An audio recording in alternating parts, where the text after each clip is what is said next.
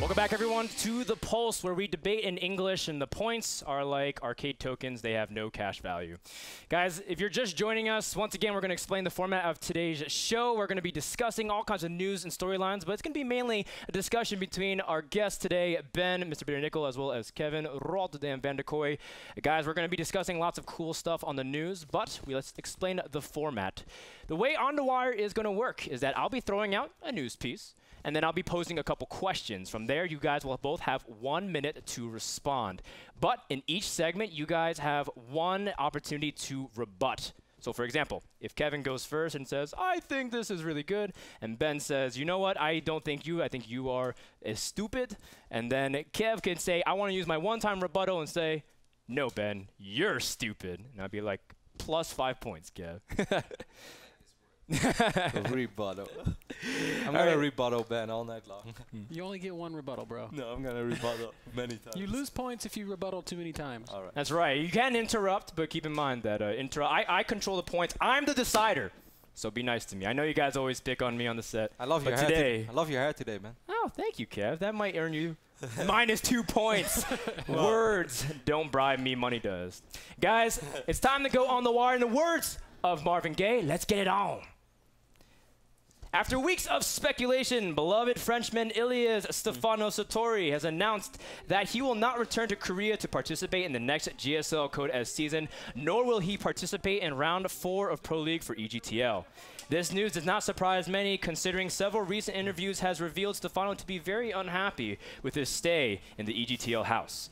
Stefano has recently traveled to a few international events, but has not performed to his standards, placing top 12 at IEM Worlds and top 32 at MLG Winter Championships. In a moving behind-the-scenes documentary, Stefano has announced that he also intends to retire after 6 months of StarCraft II, citing, quote, "It's good to know when to stop." This brings up a few questions. Has Korea helped Stefano at all? And if Stefano retires, will he have any major impact in the last 6 months? And lastly, what will happen to the legitimacy of the foreign scene once Stefano retires? Ben, you're on the wire. 1 minute. All right, 1 minute. Let's get through this. Obviously, Korea has been good for Stefano. Anybody that spends that amount of time practicing on that rigorous schedule, as we know Stefano has, he's gone on the record saying, this amount of practice is driving me crazy. I'm so bored. I want to go back to Europe where my friends are so I can hang out, I can party. But he has been practicing. He's been working very hard, and we know without question that he's improving. That said, for him on a personal level, he's unhappy. That's why he's going to be going back home. What happens to the legitimacy of the foreign scene when Stefano does finally retire? It goes away. It's kaput. There are no more challengers that can take on these Koreans. We have reached the point in the life of StarCraft II where the Koreans are too good. You're not going to see any more foreign champions at tournaments where you have reasonable Korean representation, and that makes me a little bit sad, but also very happy to celebrate the achievements of the great foreigners that we have had. And that is a 1 minute timer. Very well said, Benny. No, I think that really pains you to say, also considering that you were called Mr. Bias for foreigners. I'm really interested to see what Kev has to say. Kev, you're on the wire. 1 minute. I completely disagree with Ben, actually. I do not think that Korea has been all that good for Stefano. Sure, he probably had good practice. Then again, the practice that he got in Europe was never bad for him, as he still managed to get up to that Korean level, win the foreign tournaments. Stefano has always done well in his way. And if he's doing fine in his way, why would you want to put him in another circumstance in which doesn't just suit him all that well? He doesn't work the way that some other people do. We have tried to explain this many times. We also thought that Stefano not practicing a lot was a fairy tale until we saw him here at the office for 8 days before WCS Europe. He didn't play a single game, went to Europe 1 day too late, arrived the morning he had to play the tournament after a 15-hour schedule, and he won. Stefano somehow doesn't work like everyone else does, so no, I do not think that Korea has been good for Stefano. He hasn't posted any noticeable results. Sure, he did okay in Pro League, but he said himself, it's not something that he feels like generally very excited or very proud about. Last but not least, regarding the Stefano retirement issue, I do not believe that Ilias is going to retire in 6 months. I believe that after that we're going to see at least 6 more months, maybe even a year. Ilias is going to do fine in the near future, not because of his career practice, but because he's Ilias. Strong points made. I'm going to come out swinging with already the right away. Already? Are you sure, get this out of Ben? the way because I knew that Kevin was going to take that stance, and this is what it boils down to. Stefano, I know you're watching, and I'm sorry for saying this. It pains me to do so, but your success, as brilliant as it was based on the fact that nobody had figured out your style. You were the first to do something, and you were able to ride that novelty to great success with championships and lots of prize money won and a great deal of fandom. But the fact remains, once your play styles got figured out, you got hammered, man, time and time again. And we're even starting to see it happen as you go and compete in these foreign events and you're losing to players that a lot of us want to believe you're better than that you're better than. The time has passed. You said it well in your interview. It's good to know when to stop. You've been a great champion, Stefano, but the time has come. Ben, I'm going to use your last 15 seconds to ask you one quick thing. What about Stefano still innovating with things like Roach Hydra and then Pro League Zergs copying that for their matches in Wings of Liberty? Hey, you know what? I think that's great, but I think the fact is that the results speak for themselves at this point in Stefano's career, and we're just not seeing them anymore. Rebuttal. Yes. Wow, you guys are using all the turbo immediately as possible. Kev, you have 1 minute. I completely disagree with Ben. He makes it sound like Elias was a one-hit wonder who one time won a tournament and everyone saw his style, and after that he didn't win anything anymore. In 1 month he won 2 majors, and after that he continued being dominant for more than a year. And if you look at those games, it wasn't that Stefano was the only player in the world playing a certain style. That's really nonsense. Stefano won most of his games because of even not flawless macro, but somehow he put himself in positions where his macro was better than his opponents. His engagements, we've like watched his stream so many times and just like, oh my god, Stefano, how are you winning that fight? Because his engagement is what made him the best. And for instance, his rivalry with Polt. Basically, you're saying, oh, Polt lost to Stefano one time, after that he will never lose again. If anything, it was the opposite. Polt beat Stefano. After that, Stefano beat Polt quite a few times. So how come that Polt wasn't able to figure out Stefano? Because Stefano was just that good. What you say is not true in my opinion. Excellent points, guys. Overall, I do have to agree more with Kev, though. Stefano is truly an exception to everything. Even what you said, exception to practice, exception to expectations, an exceptional guy. I really hope he sticks around the third time right now. He's about to retire 2 more times. Stefano is not the only news coming out of Korea. With him not returning back to the EG lab, that means last will get the last Code SC. Thank you. I'll be here all night. Well, as Code S has been announced, a round of 32 groups. I've already earned the disapproval of Ben and Kev with that. That's why I need a script writer, guys. All right, April 4th, GSL will resume. I am super excited, especially because the round of 32 groups has been released. GOM TV has said that this is one of their most excited seasons yet because with the new studio coming in, they have an absolute must-watch season for StarCraft II fans with increased production and a blooming rivalry between ESF and KESPA players. Here are the 8 GSL groups as well as their schedule. Is coming up in a couple seconds. One thing that I really want to ask you guys are, what are some of the biggest stories in GSL this season? What will be the most exciting group to watch, or even the group of death? Let's kick it off with you, Kevin. 1 minute. I really like Group B, the group with MC, Dongray, Gu, Yoda, and Flying, just because Flying is kind of a dark horse for me. MC was weak at IEM, but then bounced back really strong at Dallas. Of course, DRG, we're also excited to see him play hard with the Swarm, and Yoda is our current Intel Extreme Masters World Champion. So I think that's a fantastic group, but not my favorite. My favorite group is, let me double check, yes, Group F, with, in my opinion, the best Terran in the world right now, Innovation, and the best Protoss in the world, Rain. Combine that we have the fact that Hyun is in there. Hyun, who was close to unstoppable in the last days of Wings of Liberty, so I am very eager to see him in HUTS and see what he can do. And then we have Gumio, that Terran that's been around for so long, has never really won a tournament, but has often played absolutely fantastic games that we remember for a long time. So Group F is my group to watch. Last question, follow-up. Do you think Gumio will do very well even in the upcoming tournaments in DreamHack? He's about to travel for the first time. I think he's going to surprise people, yes. Then again, DreamHack, you're always going to need a little bit of luck, because if you run into someone who's really strong in the round of 16, you might not have the run that you could have potentially had, which goes for most tournaments, of course. But I think Gumio will twist some heads, yes. All right, cool. We'll talk more about DreamHack in a little bit. We're focusing back on GSL. Ben, you have 1 minute. Who are you hyping? Gumi-ho? I think you mean Gumi-hu. Oh! Definitely the big stories for this next GSL will be the, I guess, the final confrontation. ESF versus Kespa. We've had our first ever Kespa champion in the last GSL in Roro.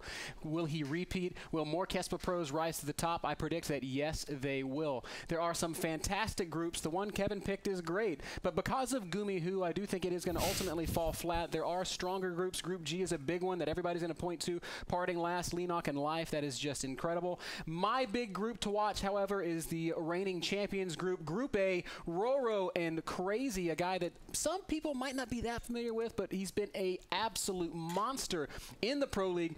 Creator Prime also holding it down, and Bomber, his TVZ, has been turning some heads recently, certainly with the most recent MLGs, and I am very excited to see how Group A plays out. I do not think that it is at all possible to predict who goes first, second in that group because it is so deep.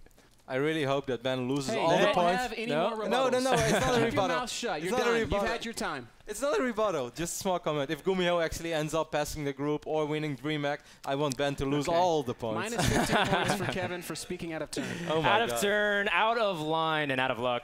-5. But Kev, your point was heard. Other news in Korea, we have EG making more waves in Pro League. We talk about GSL, but Pro League is also another important league. EG has recently signed Alive and Oz. This is after signing Coach Park in a declaration that help is on the way. EG has signed the IPL 4 champion as well as the quarterfinalists from the OSL, both formerly of Team Fnatic. A lot of foreigners are kind of skeptical about EGTL's performance in round number 4. How do you predict they'll do with these signings? Will the signing have an impact at all? Yes, there is obviously going to be an impact. Now they have 2 more Korean players that they can call on, and that's a big deal. The foreign representation for EGTL has been pretty non-existent. Again, guys, the scene has developed past foreigner levels. I'm sorry, I hate to say it. Mr. Bias himself comes out and says that the Koreans are too good to beat right now, and it's just a fact of the matter. Heart of the Swarm made the game harder, and we're not going to be seeing these Cinderella stories anymore. That's just the fact of the matter. That said, I am not very impressed with the choice to sign Alive. What has he done? We know he's had some success, and then he was on Fnatic for a long period of time. Then Fnatic let him go, and finally he's relevant again. I don't think it's going to continue. I think Alive is going to fall a little bit flat in the Pro League simply because the Kespa teams are so much farther along. Maybe Coach Park can turn it around, but EGTL will not be making the playoffs. They're too far behind, and sadly, it's going to be the first time I think Coach Park has ever not had a playoff appearance in the Pro League. Ooh, strong prediction against a man with proven history. Kev, I know you have a mouthful in response to that. 1 minute, you're on the wire. I mean, playoff is going to be very, very, very tough for EGTL with their current record. I'm not sure if even Oz and Alive can turn around. But Ben, Alive had some success. When Alive won IPL 4, I think we all pretty much agreed that was one of the strongest, if not the strongest tournament up to that date. Alive won that tournament, and that was not like just an on-the-fly thing. He just played super solid throughout the entire tournament. Ever since then, yes, it's been quiet around Alive. 2 years ago. Excuse me. Oh. Not even 2 years ago. It's not even a year ago. It was April 2012. But that was a rebuttal, minus 15 points at least. So I actually think that Alive is going to do really quite well. It's been silent around him, but he's proven in the past he had talent. When I think of Oz, I think of the MLG runs that he had back then. That cool series he had against Stefano. Oz was the only Pro Tools ever back then to beat Stefano right after Stefano won NASL Season 3 against all those Korean Pro Tools. I think both these guys are going to do really quite well. I mean, 80% win records or something is going to be very hard to achieve for anyone. But I think both of them should at least be able to score positive, which means that both of them should be able to contribute to some clan war points, which should mean that they actually win some clan wars. Maybe if everyone wins their first match, 1-4 instead of 0-4. No, Is that a success? I think they will do quite well, and I think those are pretty good signings. All right, Kev. Well, thank you so much for your opinion. Yeah, I do want to say that I agree with Kev on Oz. I think Oz is a great pickup, and I think he's got some promise. I'd love to see him win some games for him. Thank you for that, Ben, as well as your 10 points. I love that. Thank you very much. Guys, Korea is not the only place where Heart of the Swarm action is taking place. We also have stuff that happened just last weekend, the ESET UK Masters. Snoot won the tournament after a stunning performance, defeating Haswabs, Baby Knight, and Sting in the finals. Snoot earns 4,000 pounds and silences his critics that only just a few months ago labeled him a patchzerg. Sting took home a hefty prize of 2,000 pounds. Hero Marine would take third place, earning a solid 1K. That's quite a sum of money for a 15-year-old youngster out of Germany, if I do so say myself. For our last big news piece of On the Wire, I want to talk about the other storylines in this tournament. Ben, Kev, everyone always talks about Snoot, his skill, his dominance, but I want to ask, what are some of the other really cool stories that are coming out of this tournament that are under the radar? We'll start with you, Kev. 1 minute. First of all, I kind of want to focus on something negative, but 4GG, come on, man. Like, we're expecting more from you. You were a legendary Boudoir player. You've been in Europe for quite a while, as far as I know. He's doing so well on ladder. Then he doesn't even pass a group, in my opinion, one of the easiest groups in the tournament, losing to Johnny Recco and Baby Knight, while later on Hero Marine, for instance, takes out Johnny Recco or Rico. Come on, you should do better than that. One other note as well, Crank. We all loved Crank back then at MLG. It was a sweetheart story. He did so well. Got picked up by Toto Biscuit. It's awesome. But he's had that perfect practice environment for quite a while now already. Went to the tournament and actually barely went through in the easiest group of the tournament, Group C, and then immediately lost 3-0 to Sting. I mean, come on. If you fly from Korea, if you're in a team house for a while, you should do better than that. Last but not least, I want to focus on the good. Of course, Hero Marine finishing third in this tournament. That's really impressive. That's fantastic. He's still so young, taking out more established players. And also a small shout out to Liquid Red for once more. Pretty consistent performance, winning his group 5-0. He lost to Sting, but no shame in that. Lots of great storylines. I couldn't agree more about a lot of them. Koreans, very disappointing. Ben, what are some of the other under-radar stories? You know, I just want to come out and say, first and foremost, that I never called Snoot a patchzerg. I always said that he has a unique play style and that it will carry over to Heart of the Swarm. A lot of people called me crazy. I think on this very show, some people rolled their eyes at me. But Snoot has continued to show that his spin on RTS and StarCraft II is strong no matter what expansion we're playing on. That said, I think Snoot is what a lot of us hoped TLO would be. Looking at this tournament, TLO, a lot of people saying, hey, this is a guy who's very unique. He's really going to shine in Heart of the Swarm. He's going to come out. He's going to turn some heads. He won his group. That's awesome. I'm very happy for TLO. But then he goes on to get eliminated from the tournament. I'm a little bit disappointed by that. What I am very pleased to see is the person who beat him, the Baby Knight, continuing to post consistent results and establishing himself as one of the top Protoss players in Europe. The Baby Knight, I can remember casting him in Go for SC2 when he was playing on Wednesdays when he didn't even win prize money. That guy has come so far, and I do think that he will continue to be a considerable force in the European StarCraft II scene. Woo. Love that argument, Ben. Not only are you a hipster, not calling Snoot a patchzerg, but you also brought out really good point. Everyone was hoping that hype behind TLO would finally be realized, but Snoot realizing that hope. Excellent job. And let's do a little point check, actually, shall we? After the first round of play, Ben is currently in the lead, 442 Who's in charge of this? 252. I am. Excuse me, 242 for Kevin. Guys, we'll be back. When we come back against the odds, we're going to talk about speculate upcoming events. This is the Sunday Polls. Don't go anywhere. We'll be back in 2 minutes.